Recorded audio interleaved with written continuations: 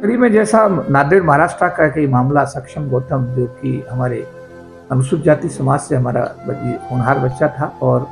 सामान्य जाति की जो लड़की उससे प्यार करती थी आंचल, और उसके बाद में फिर आंचल के परिवार के लोगों ने उस बच्चे को जिस तरह बेरहमी से मारा,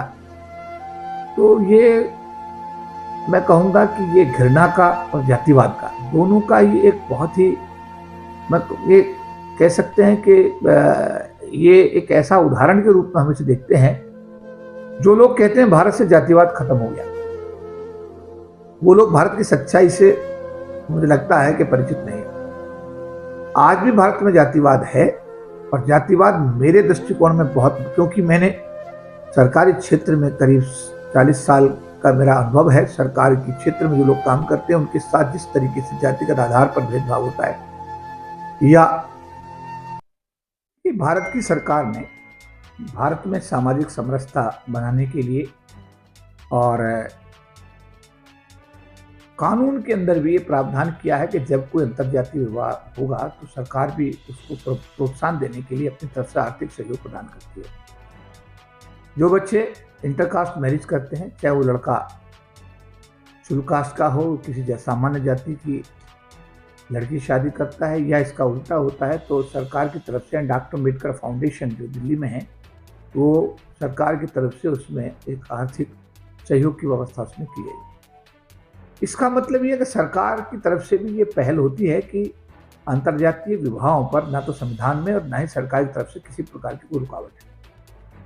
इसी कड़ी में जैसा नांदेड़ महाराष्ट्र का एक मामला सक्षम गौतम, जो कि हमारे अनुसूचित जाति समाज से हमारा होनहार बच्चा था और सामान्य जाति की जो लड़की उससे प्यार करती थी आंचल, और उसके बाद में फिर आंचल के परिवार के लोगों ने उस बच्चे को जिस तरह बेरहमी से मारा, तो ये मैं कहूँगा कि ये घृणा का और जातिवाद का दोनों का ही एक बहुत ही, मैं ये कह सकते हैं कि ये एक ऐसा उदाहरण के रूप में हम इसे देखते हैं। जो लोग कहते हैं भारत से जातिवाद खत्म हो गया, वो लोग भारत की सच्चाई से मुझे लगता है कि परिचित नहीं है। आज भी भारत में जातिवाद है, और जातिवाद मेरे दृष्टिकोण में बहुत, क्योंकि मैंने सरकारी क्षेत्र में करीब 40 साल का मेरा अनुभव है। सरकार के क्षेत्र में जो लोग काम करते हैं उनके साथ जिस तरीके से जातिगत आधार पर भेदभाव होता है, या जो भी शादी वाली बात ये बताई गई, इसके आधार पर जो भी चीज़ें, कहीं मार दिया जाता है, तो कहीं लड़की से परिवार के लोग अपने संबंध खत्म कर लेते हैं, तो कहीं किसी प्रकार की और नाराजगी होती है। तो ये जो चीज़ें हैं, ये जातिगत, भारत की जातिगत व्यवस्था की पुष्टि करती है, जो दुर्भाग्यपूर्ण है। भारत का संविधान जातिगत आधार पर भेदभाव को कोई इजाज़त नहीं देता। भारत की सरकार अंतर जातीय विवाहों को प्रमोट करने के लिए, प्रोत्साहित करने के लिए आर्थिक सहयोग प्रदान करती है शादी के बाद दोनों लड़की लड़के को। इसका मतलब यह है कि, लेकिन इसके बाद भी जो घटना नांदेड़ महाराष्ट्र में हुई है बहुत ही दुर्भाग्यपूर्ण है, बहुत ही निंदनीय है। संविधान का और सरकार की नीतियों का सीधा उल्लंघन का मामला है। मेरी एक बाबा साहब अम्बेडकर का सिपाही होने के नाते, मिशन का सिपाही होने के नाते मेरी ये मांग है कि दोषी लोगों को इतनी सख्त सजा दी जाए कि भविष्य में भारत में कोई भी अंतर्जातीय विवाह जब होता है, उसमें कोई भी माता पिता ऐसी हिमाकत करने की सोच भी ना सके। एक दूसरा मामला जो संतोष वर्मा जी का है। संतोष वर्मा जी ने जो कहा है कि जब तक कोई ब्राह्मण मेरी बेटे को अपनी बेटी दान नहीं करता या संबंध नहीं बनाता, मेरा ऐसा मानना है कि ऐसे वक्तव्य देने से हर व्यक्ति को बचना चाहिए, जिससे देश का माहौल खराब हो। ये जो वक्तव्य है अपने आप में निश्चित रूप से किसी न किसी वर्ग को आहत करता होगा, परेशान करता होगा। इसका कहने का तरीका दूसरा हो सकता है। जब तक तथाकथित सामान्य जाति के लोग अनुसूचित जाति जनजाति समाज के लोगों के साथ में रोटी बेटी का रिश्ता नहीं करते हैं, आपस में उठना बैठना नहीं करते हैं, मिलना जुलना नहीं करते हैं, एक दूसरे के साथ में शादी ब्याह में एक दूसरे को बुलाना सम्मान देना शुरू नहीं करते हैं, तब तक भारत के अंदर जातिगत आधार का जो दंश है, इसकी समाप्ति संभव नहीं हो पाई। बाबा साहब डॉक्टर भीमराव अम्बेडकर ने भी ब्राह्मण समाज की जो महिला थी उनके साथ में शादी की, ये पूरा देश जानता है। और वो महिला बाबा साहब अम्बेडकर के अंतिम समय तक उनके साथ में, उनका सविता अम्बेडकर के रूप में उन्होंने अपना हर प्रकार का बाबा साहब की, मैं कहूँगा कि उन्होंने पूरक बनकर काम किया। देश के अंदर ऐसे लाखों हजारों मामले हैं जहाँ शादियाँ हुई हैं और वो लोग बड़े सौहार्दपूर्ण तरीके से पति पत्नी एक दूसरे के साथ मिलकर रह रहे हैं, उनके अंदर किसी प्रकार का कहीं कोई मतभेद नहीं। हमने देखा बहुत सारे पंजाबी समाज में भी हमने देखा है और दूसरे समाजों में देखा है कि अब शेड्यूल कास्ट यानी अनुसूचित जाति समाज का लड़का और सामान्य जाति की लड़की की शादी अब अरेंज मैरिज, पहले कोर्ट मैरिज के माध्यम से हो रही थी, अब ये मतलब ये कहेंगे कि पूरी तरीके से एक जो हमारी सामाजिक प्रक्रिया है, सब लोग मिलजुल करके कर रहे हैं, सहमति से कर रहे हैं, एक दूसरे को एक्सेप्ट कर रहे हैं। तो जहाँ इतना बड़ा बदलाव समाज में एक तरफ आ रहा है, लेकिन यहाँ एक बात और भी कहें, एक बात और बड़ी महत्वपूर्ण, जितनी भी ये शादियाँ हो रही हैं जिनको मैं कहूँ कि सहमति से हो रही हैं, वहाँ लड़का बड़ा योग्य है, लड़का आईएएस है, आईपीएस है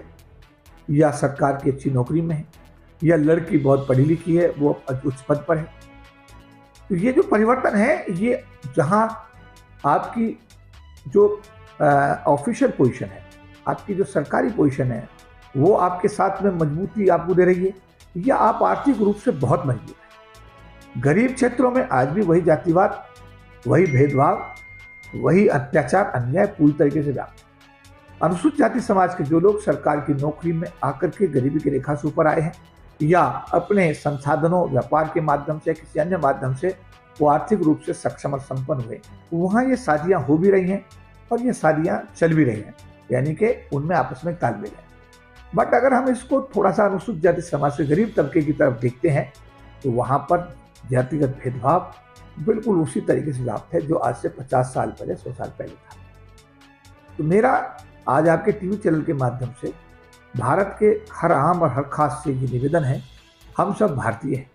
भारत में जातिवाद जैसे जो ये दंश है, जो जातिवाद का जो दंश है, ये पूरे राष्ट्र को एक, मैं कहूँगा कि ये नुकसान करने के अलावा और कुछ नहीं कर रहा है। सबके ब्लड ग्रुप 4 हैं। जाति व्यक्ति के द्वारा बनाई गई है। ये जातियाँ हमारे देश के विकास में कहीं ना कहीं बाधक हैं। तो हमें अपनी सोच को बड़ा करना चाहिए, और ये जो भारत सरकार की नीति है कि अंतर्राष्ट्रीय विवाह, जो अंतर्जातीय विवाह जितने होंगे उन पर सरकार भी प्रोत्साहन राशि उस कपल को दे रही है। तो हमें संविधान की भावनाओं का आदर करते हुए, सरकार की सोच का आदर करते हुए, आपस में आम सहमति से रोटी बेटी का रिश्ता कायम करते हुए एक अच्छा समाज भारत में स्थापित करना चाहिए। और जाति के आधार पर जो ये मैं कहूँगा कि ये द्वेष का वातावरण है, नफरत का वातावरण है, हे दृष्टि से देखने का वातावरण है, इसको निश्चित रूप से हमें उससे अपने आप को ऊपर उभारना चाहिए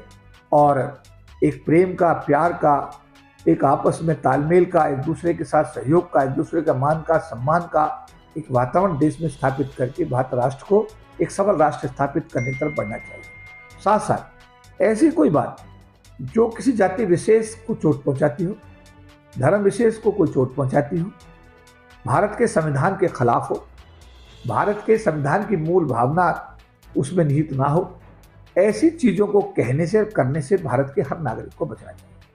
अगर हम ऐसा करते हैं तो निश्चित रूप से भारत एक सबल राष्ट्र बनेगा। हम सब लोग भारत में प्रेम और प्यार से एक दूसरे के साथ मिलकर के भारत राष्ट्र को दुनिया का सर्वश्रेष्ठ राष्ट्र बनाने का जो सपना हमारे प्रधानमंत्री जी ने सोचा है, उसको निश्चित रूप से हम एक दिन हासिल करेंगे। आप सभी को जय भीम, नमो बुद्धाय।